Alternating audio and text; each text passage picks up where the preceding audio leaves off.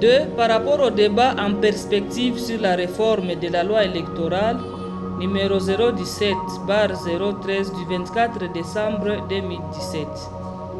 Voici quelques propositions. Première proposition, maintenir le système électoral en cours tel que défini à l'article 118 de la loi électorale.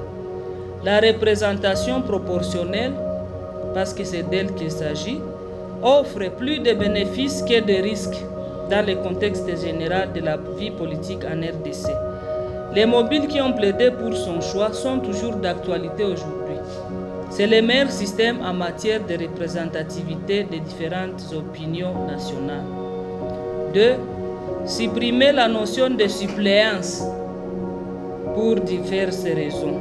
Première raison, permettre à ce que seuls les vrais élus représentent effectivement le peuple. 2. Réduire l'ampleur du népotisme dans la sphère politique congolaise. 3. Surtout mettre définitivement l'immoralité politique consécutive à son application. Pour ce, en cas d'incompatibilité d'un élu, de décès, d'empêchement définitif, revenir à la CENI pour identifier les colistiers venant en ordre utile des voix dans la liste pour besoin d'équité et de justice. Les députés provinciaux ou nationaux ou les sénateurs qui occupent une fonction incompatible avec son mandat d'élu du peuple doivent perdre définitivement les sièges. Pour contribuer à la promotion et à la participation politique de la femme en RDC, adoptez l'une ou les deux options suivantes. Première option, ne déclarer recevable qu'une liste zébrée dans chaque circonscription électorale. 2. Adopter le principe des sièges réservés. Pour cela, un siège devra être réservé à la femme dans chaque circonscription plurinominale.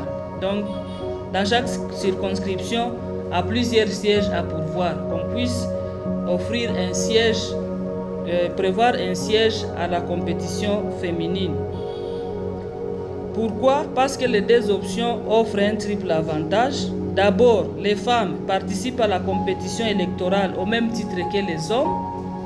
Ensuite, ces options contraignent les partis politiques à s'ouvrir davantage aux femmes. Enfin et surtout, elles augmentent sensiblement la chance d'entrée massive des femmes dans les institutions issues des élections. Autre proposition, maintenir le système de seuil électoral pour renforcer le regroupement des partis politiques.